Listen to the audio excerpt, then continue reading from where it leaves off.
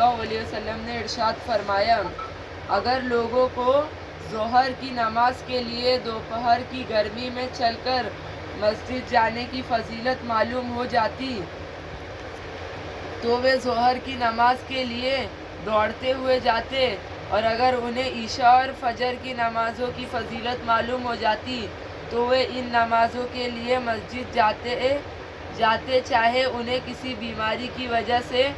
گھسٹ کر ہی جانا پڑتا۔ یعنی کہ اگر کھینچ کے دم زمین میں پورا گھسڑا کے، ہاں مطلب اگر کسی انسان کو ظہر کی نماز پڑھنے سے کتنا ثواب ملے گا، اس کی کیا فضائل ہے، تو گرمی کے ٹائم پہ جانے کے تب وہ بھاگتے ہوئے جائے گا مسجد، اور اگر فجر اور عشاء کے معلوم پڑ گئے تو وہ کتنا بھی بیمار رہے لیکن پھر بھی وہ مسجد جائے گا۔ اور ایسے ایک اور روایت میں آتا ہے کہ اگر کسی کو یہ معلوم پڑ گیا نا کہ پہلی صف میں نماز پڑھنے کا کتنا ثواب ہے تو وہ ہمیشہ پہلی صف میں نماز پڑھنے کی کوشش کرے گا۔ اور اگر کسی کو ایسا پتہ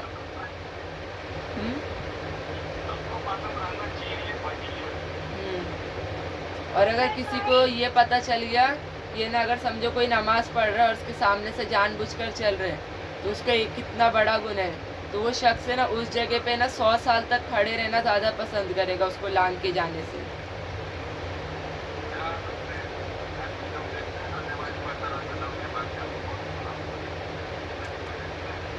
اگر کسی کو پتہ چل گیا کہ اگر میں اس کی نماز توڑوں گا تو میرے کو کتنا گناہ ملے گا، تب وہ 100 سال تک ادھر پہ کھڑے رہنا زیادہ پسند کرے گا۔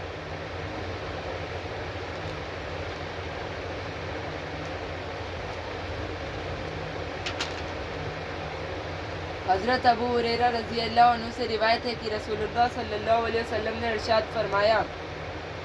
جو آدمی کسی رات نماز میں 100 آیتیں پڑھ لیتا ہے وہ اس رات اللہ تعالیٰ کی عبادت سے غافل رہنے والوں میں شمار نہیں ہوتا، اور جو آدمی کسی رات نماز میں 200 آیتیں پڑھ لیتا ہے وہ اس رات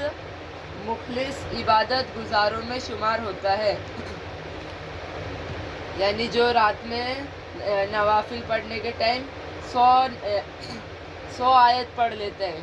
تو پھر وہ غافل رہنے والوں میں شمار نہیں ہوتا، یعنی جو بھٹک جاتے ہیں ان لوگ میں شمار نہیں رہتے ہیں، اور جو 200 آیت پڑھ لیتے ہیں وہ مخلص عبادت کرنے والے جو زیادہ عبادت کرنے والے رہتے ہیں نا ان لوگ میں شمار ہو جاتے ہیں۔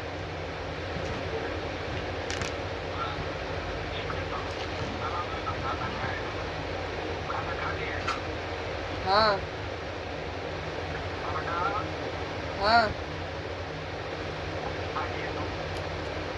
حضرت ابو ہریرہ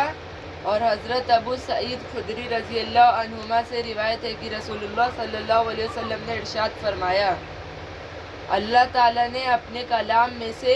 4 کلمے چنے ہیں، سبحان اللہ، الحمدللہ، لا الہ الا اللہ، اللہ اکبر۔ جو آدمی ایک بار سبحان اللہ کہتا ہے اس کے لیے 20 نیکیاں لکھ دی جاتی ہیں، اس کی 20 برائیاں دور کر دی جاتی ہیں۔ جو آدمی اللہ اکبر کہے اس کے لیے بھی یہی ثواب ہے، جو آدمی لا الہ الا اللہ کہے اس کے لیے بھی یہی ثواب ہے، جو آدمی دل کی گہرائی سے الحمدللہ رب العالمین کہے اس کے لیے 30 نیکیاں لکھی جاتی ہیں اور 30 گناہ معاف کر دیے جاتے ہیں۔ اور دوسرے روایت میں اس کے بارے میں اور بھی زیادہ ثواب کے بارے میں بتایا ہے، جیسے 100 غلام معاف کر دینے کے اور 100 گھوڑے قربان کرنے کے، اور لا الہ الا اللہ پڑھنے کا ثواب یہ دنیا اور زمین کے بیچ میں جتنی بھی جگہ ہے نا اس جگہ میں پوری نیکی بھر دی جائے گی تو اتنی نیکی ملے گی۔ رضی اللہ عنہما سے روایت ہے کہ ایک دیہات کے رہنے والے صحابی نے رسول اللہ صلی اللہ علیہ وسلم کی خدمت میں حاضر ہو کر عرض کیا، اے اللہ کے رسول صلی اللہ علیہ وسلم، مجھے ایسا عمل بتا دیجئے جو مجھے جنت میں داخل کر دے۔ رسول اللہ صلی اللہ علیہ وسلم نے کچھ اعمال ارشاد فرمائے جس میں غلام کو آزاد کرنا، قرض دار کو قرض کے بوجھ سے آزاد کرنا اور جانور کے دودھ سے فائدہ اٹھانے کے لیے دوسرے کو دینا تھا۔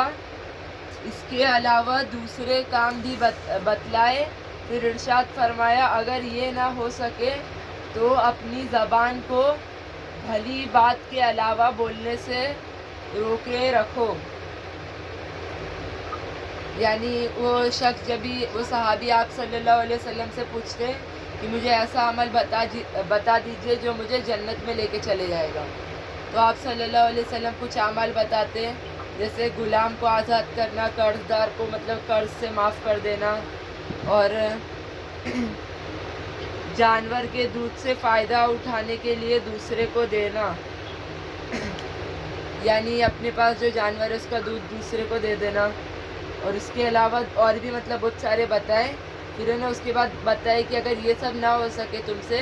تو اپنے زبان کو ہے نا مطلب اچھی بات کے علاوہ نہ استعمال کرنا ہے، یعنی بری بات اور بے فضول کی بات کے لیے۔